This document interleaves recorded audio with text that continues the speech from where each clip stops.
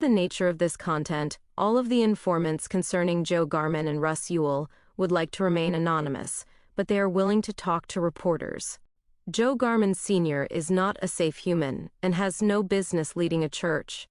In addition to the stories below, if you would like to also see the active lawsuit and plaintiff statement and charges against Joe Garmon, go to the website at www.iclawsuits.com. His case number in CA State Court is 23 Stone CV 18426. Joe Garmon is a sick man who has gotten away with being a serial predator all of these years, and the ICOC and now the ICC have concealed his past and aided in covering all of this up. He's only masquerading as an authority figure and spiritual leader, and he should especially not be alone with children or women. And yes, Joe's wife Edie is aware of these events and is complicit and could have put an end to all of this decades ago. Joe Garmon still calls himself a doctor and is leading the ICC Church in Thomasville, Georgia, and in Tallahassee, Florida, known as the TNT Church. He has only used his psychology degree to coerce and manipulate and to take advantage of others. Below is a compilation from 4 different women who can legally attest to these events. In 1992, I was in the ministry of the San Francisco Church of Christ ICOC, which was being led by Preston and Sandy Shepard. We were called to Preston's house urgently one day and told that a young woman would be coming down that day and would be a part of our campus ministry. That woman, I will not use her name as she is still traumatized by these events, had been dating one of Joe and Edie Garmon's sons, Joey Jr., and lived with the family, as she was also Joe Sr.'s personal assistant. Preston told us that Joe Sr. had come into her bedroom while she was sleeping and began to rub her back in a sexual way and tried to touch her breasts and assault her. She bolted out of bed and ran from the house in her pajamas and went to the nearest payphone where she called Preston as he discipled Joe and Edie. The woman was immediately brought to San Francisco. She personally told me of the encounter, as well as many other very disturbing things. Although it eventually came out that Joe's abuse was much worse than this mild description. But this woman was too fearful and traumatized to press charges. About 2 weeks later, it was decided that Joe was not fit to lead the church, although before all of this happened, he was considered a master church builder, as the Seattle Church of Christ was incredibly fast growing, and the Garmons were supposedly a model family. But after the abused woman left, several women called the Shepherds and said that Joe made it a point to go into the infant room at Church Kids Kingdom while women were nursing their babies and would ask if he could taste their breast milk. He would then proceed to try breastfeed from these women's breasts and discuss their nipple size and color. He also instituted the Holy Kiss, where church members were expected to kiss on the lips when they greeted each other. It wasn't until much later that we found out that Joe had some sort of harem of women, and he was sleeping with all of them. And oddly, most of these specific women would call him Joseph, and not Joe, as if it was some sort of code or something.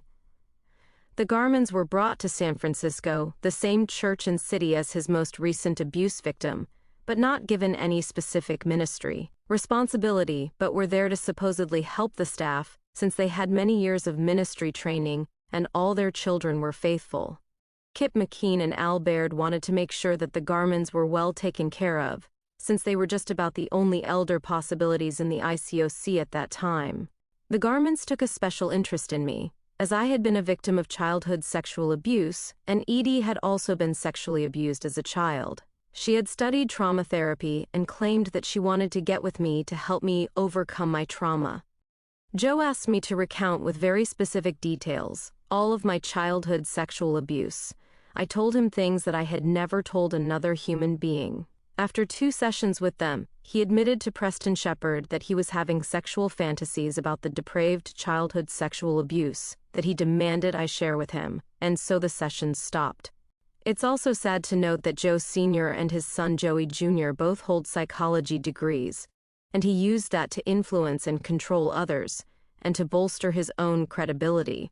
The other leaders that I remember being in these meetings, and or fully aware of all of the abuse by Joe Garmon Sr. were Kip McKean, Al Baird, Marty Fuqua, and Bruce Williams.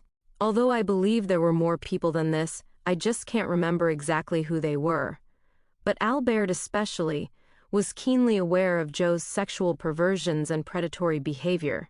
I later found out that Joe Sr. was having affairs with at least 5 women at the same time while in Seattle, and also simultaneously grooming many underage girls, one of them as young as 11 years old, and that he was laying in bed with 10 and 11-year-old children.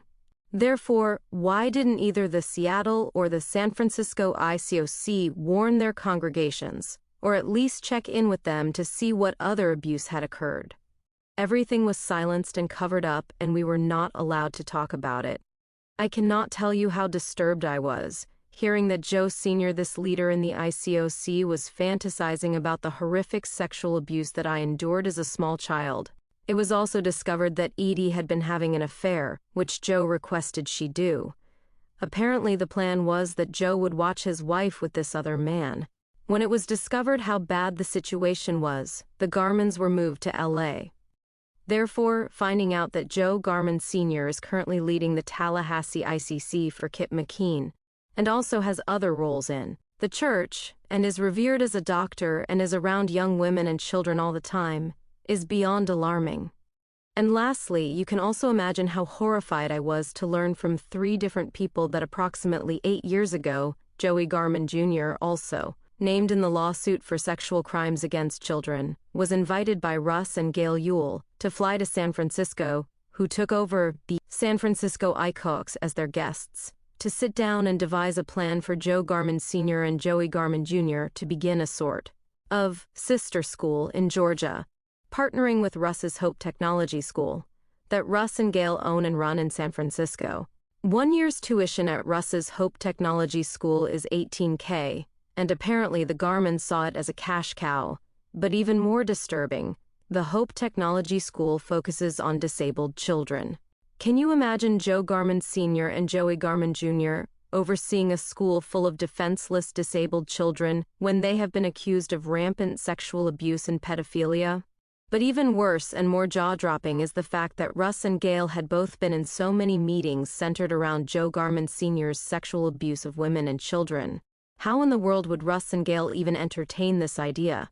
Luckily, one of Joe Garmon's victims heard about the scenario unfolding in San Francisco, and she blew the whistle and contacted the Ewells and screamed out so loudly that Russ and Gail sent Joe Garmon back to Georgia without the meeting taking place. I shudder to think what would have happened if this outraged individual did not speak up.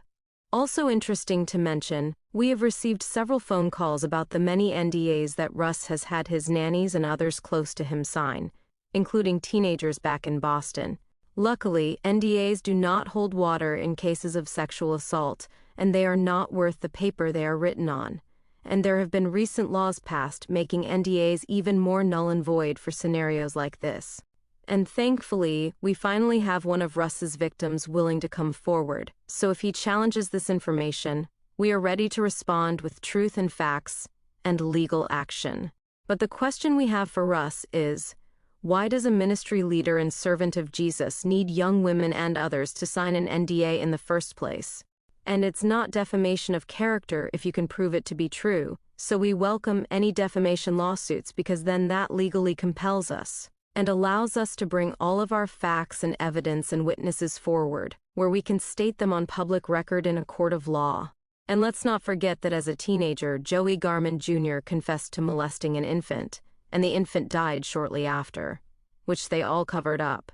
Are we just going to gloss over that? Are the stories so hideous that we have lost all conscience and outrage? What kind of depravity was going on in the Garmon home to create such monsters?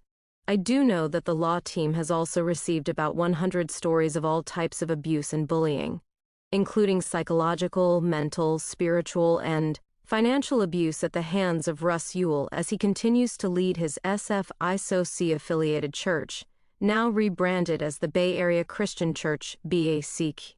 All the while, he poses around town as this supposedly successful, spiritual, and upstanding San Franciscan. What a joke, what a travesty. These men have no shame or conscience left.